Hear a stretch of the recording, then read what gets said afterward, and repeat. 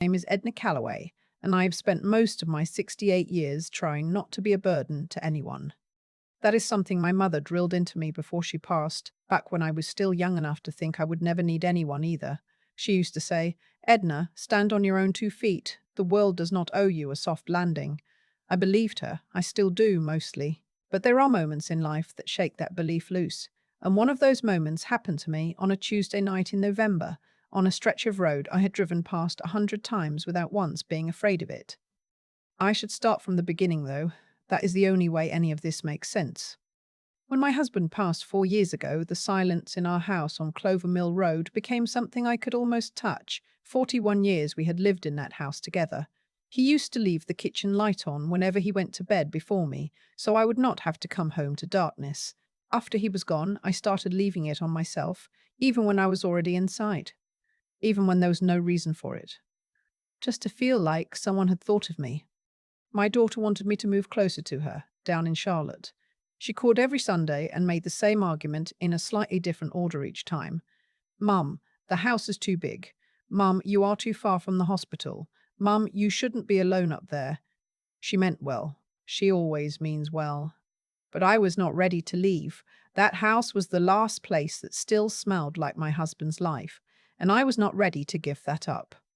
So I stayed in Greensboro, and when my savings started thinning out faster than I expected, I did what my mother would have done. I found work. A friend of mine mentioned that the law firm downtown was looking for a file clerk, someone to come in 3 evenings a week and organize their backlog of paper records. Nothing glamorous, but the hours were light, the pay was steady, and honestly, I was grateful for a reason to put on real shoes and leave the house. I started in September. By October, I had settled into a routine that felt almost like normalcy again. The firm closed at 9.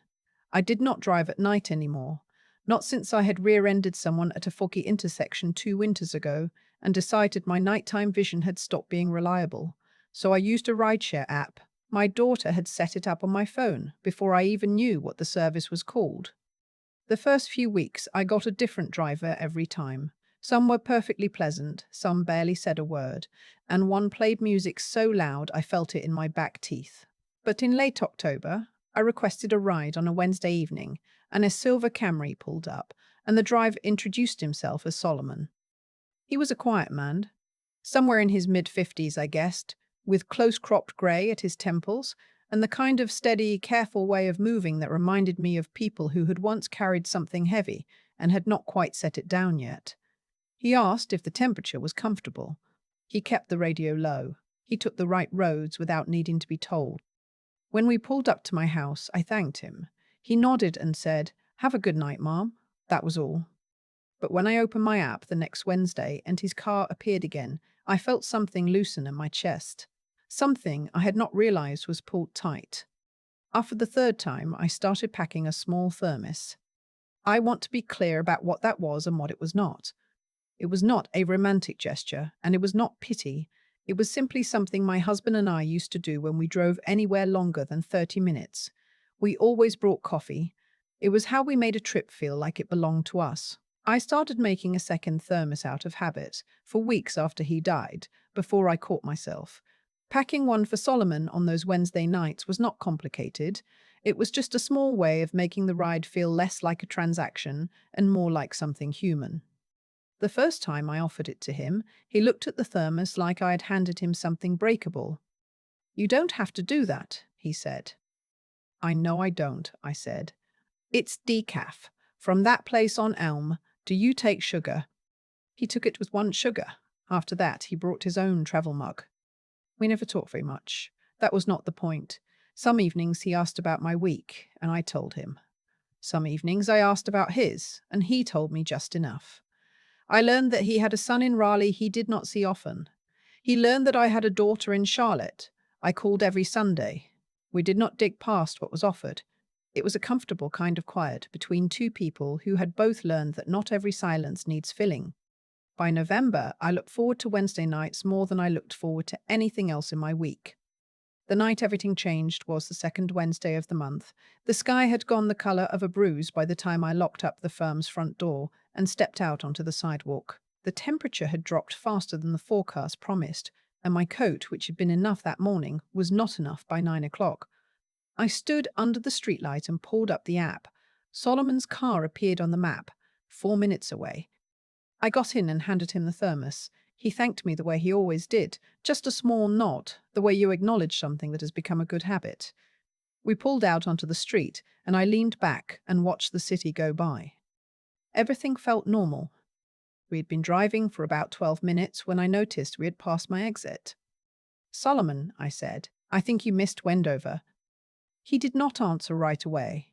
He kept his eyes on the road, and his hands were steady on the wheel, and for a moment I felt that particular uncertainty of not knowing whether to say it again or wait. Then he said, "I'm going to take the next one." I assumed there was traffic he was avoiding. I turned back to the window.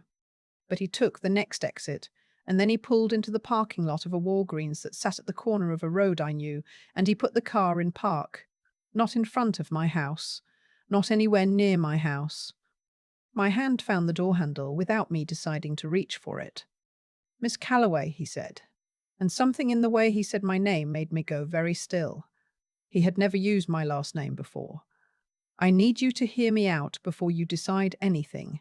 I am not going to hurt you. I want to make sure you are safe." I stayed in my seat. He told me that for the past 2 weeks he had noticed a dark green pickup truck sitting on Clover Mill Road when he dropped me off, not parked in front of any particular house, just sitting, engine idling. The first time he had thought nothing of it. The second time he had thought nothing of it. The second time he had paid attention. The third time he had written down the license plate on a notepad he kept in the center console. "Tonight, when I turned onto your street," he said, "the truck was there again. But this time there was someone standing on the sidewalk, between the two houses across from yours, just standing, watching." I did not say anything for a moment. "I don't know who that is," I finally said. "I don't either," he said. "But I thought you should not go home tonight until you did. I am not a woman who frightens easily. I have buried a husband, raised a child mostly on my own during the years when my husband worked nights, survived a layoff at 53 that I thought would finish me off financially, and made it through a health scare 6 years ago that turned out to be nothing but taught me what fear actually felt like. I know the difference between worry and real alarm. What I felt sitting in that Walgreens parking lot was real alarm. I called my daughter. She answered on the second ring the way she always does late at night, already braced. I told her what Solomon had told me. She asked me to describe the truck. I passed the question to Solomon, and he described it, and my daughter went quiet for a moment, and then she said, "Mom, I want you to call the non-emergency police line right now." Solomon had already thought of that. He had the number pulled up on his phone. While I made that call, he sat quietly and drank his coffee. He did not make me feel foolish. He did not make me feel like a burden. He just waited. The officer who took my call was thorough and patient. She said a patrol car would drive by and check the area. She took my address and Solomon's description of the truck and the standing figure. She told me not to go home until they called back. Solomon and I sat in that parking lot for 40 minutes. He turned the heat up without being asked. At one point, he got out and went into the Walgreens and came back with 2 cups of hot tea from the machine near the pharmacy, the kind that costs $1 and tastes like warm cardboard, and I drank mine anyway and was grateful for it. When the officer called back, she told me that a patrol car had found the truck parked at the far end of my street. They had run the plates. The vehicle was registered to a man named Clifford, who lived 2 neighborhoods over and who had, it turned out, an active restraining order violation on his record from a previous case. They had not yet identified why he was watching my house specifically, but they had spoken with him, and he had driven away. An officer would remain in the area for the next several hours. I still did not know why. That answer came 3 days later, when the firm's managing partner called me into his office before I started my shift. He set a folder on the desk between us. He told me that their internal compliance team had flagged something during a routine audit. One of the firm's clients, a man currently involved in an estate dispute involving a property on the east side of the city, had a secondary party with unresolved fraud allegations. The case touched records that I had been directly handling.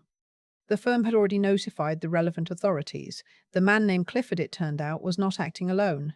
He had been hired to watch me, to determine whether I'd accessed or copied anything that could be used against his employer in the upcoming hearing. I had not. I was a file clerk. I organized paper records. I did not read them for sport, and I had no idea what was in half the boxes I alphabetized and shelved. But someone had decided I was a risk. Someone had paid a man to park outside my house in the dark and watch to see whether I would lead them to anything. The managing partner told me that the firm was deeply sorry, that they were cooperating fully with law enforcement, that my position was secure. He said all of this in the careful, measured tone of a man who had been coached on what to say. I nodded and thanked him and went out to my car in the parking garage and sat with my hands on the wheel for a long time. I thought about the Tuesday nights I had walked to my car alone, the nights when the garage was empty by the time I finished, the exit doors that stuck, the street light on the far end of the lot that had been burned out for 2 weeks and that I had reported twice to the building manager without result. I thought about Solomon, who had noticed something I never would have noticed on my own, who had written down a license plate number on a weeknight for a passenger he had met 6 weeks earlier over a thermos of decaf coffee. The case moved through the system over the following months. I gave a brief statement to a detective in December, mostly confirming my access level and my routine. I was not a witness in any meaningful sense. I was simply someone who had been watched and who had, through no particular skill of her own, not been home when the watching became something worse. The man named Clifford accepted a plea deal in the spring. The employer behind him faced separate civil proceedings that the firm's attorneys described to me in terms I did not entirely follow, but that sounded appropriately serious. What I remember most from those months is not the police calls or the meetings with the managing partner or the careful way my daughter started checking in every 2 days instead of every Sunday. What I remember most is a conversation I had with Solomon about 3 weeks after the night in the Walgreens parking lot. I had not cancelled my Wednesday nights. I had thought about it briefly because the thought of sitting in the back of any car and watching the streets go by had taken on a different weight. But I was not going to let a man who had been paid to frighten me also take away the one part of my week that felt like mine. So I kept going to work, and I kept requesting rides, and almost every Wednesday, the silver Camry appeared. That particular evening, I asked him directly why he had kept coming back. He was under no obligation. The app does not assign regular passengers. He could simply have not accepted my requests. He was quiet for a moment. Then he said that his son had not spoken to him in almost 2 years, that they had argued about something that had started small and grown into something neither of them could see past. He said that one of the things he had learned from that was how easy it was to stop noticing the people in front of you, to get so inside your own life that other people became background. I started trying to notice again, he said. It doesn't cost anything. You just have to decide to do it. I did not say anything to that, but I thought about it for a long time after I got home. In January, Solomon told me his son had called him on Christmas Eve. They had talked for 2 hours. Nothing was resolved exactly, but the door had opened again, and Solomon was walking through it carefully, which he said was probably the right pace. I told him I thought so too. My daughter came up from Charlotte in February to stay for a week. She had not done that since the first year after my husband passed. She repainted the hallway, which had needed it for 3 years, and she fixed the latch on the back gate. And on the last night of her visit, we ate chicken soup at the kitchen table and talked until nearly midnight. Before she left, she hugged me longer than usual and said, "I'm glad you're okay, Mum." I told her I was. I meant it. The kitchen light is still on when I come home at night. That has not changed. But it feels different now. It feels less like a performance of comfort and more like a fact, more like something that is simply true, whether or not anyone else is there to see it. I have thought many times about what would have happened if I had gotten a different driver that October. If Solomon had not been the one to pick up my request week after week. If he had noticed the truck and thought, that is not my business. If he had been the kind of person who decided that a passenger was only a passenger.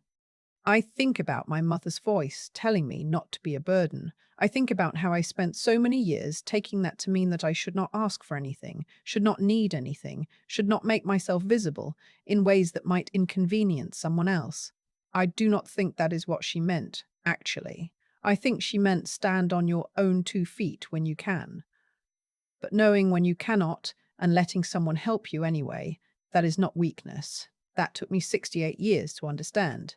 And I learned it in a Walgreens parking lot on a cold November night from a man who brought me gas station tea and waited. Be kind to the people in your everyday life, not because you expect something in return, not because you are keeping score, but because attention is a form of care, and care is never wasted. You never know which small, quiet habit is the one that keeps someone safe. I keep coming back to the thermos. Such a small thing. I almost did not bring it that first time because I thought, he is doing his job. This is not a friendship. Do not make it strange. But I brought it anyway because not bringing it felt lonelier than the ride itself. That is the part that stays with me. Not the truck parked on my street, not the police call or the plea deal or the meetings with the managing partner. What stays with me is that a single small decision, pack a second thermos, show up like another person, is worth a moment of your attention. Set off a chain of things I could never have planned. I do not think the world is keeping score in any official sense. I do not believe I was rewarded for being kind. But I do believe that the way you treat people shapes what they are willing to do for you when it counts. And that is not a spiritual law. It is just how human beings work. Solomon noticed me because I had made myself noticeable to him, not in a showy way, but in the way that says, I see you as a person and not a service. And when he saw something wrong, he did not think, that is not my business. He thought about me the way you think about someone who has seen you. That is character. That is the kind of person Solomon had decided to be, and I think he had to decide it deliberately, the same way he told me he had decided to start noticing again after things with his son fell apart. It was not natural or easy. It was chosen. That is what I admire most about it. And I think about what it took for me to sit in that parking lot and let him help me. That was not easy either. I have spent a lifetime being the person who manages things quietly and does not ask, sitting still while someone else made the call, drank my cardboard tea, and waited for the officer to phone back. That was its own kind of hard. But I did it. I stayed. I did not get out of the car just to prove I was fine. That took something I do not have a clean word for, a willingness to be in the middle of something uncertain without running from it. My daughter would say I am too stubborn to be afraid. She is not entirely wrong. But I think what carried me through that night was not stubbornness. It was the same thing that got me through the layoff and the health scare and the first winter without my husband. You just decide that the story is not over yet. You stay in your seat. You drink the bad tea. You wait for the next piece of information before you decide what it means. What I want to say to anyone listening is this. Be the kind of person who packs a second thermos, not because someone will save your life in return. Most of the time, they will not. And that is not why you do it. You do it because it is the right shape for a life to have. Decent, attentive, willing. And then, when something frightening comes, which it will, you will find that the habits you built in the ordinary days are what hold you up in the hard ones. Solomon's son called him on Christmas Eve. Edna went back to work on Thursday. The kitchen light is still on when I come home. That is enough. That is everything.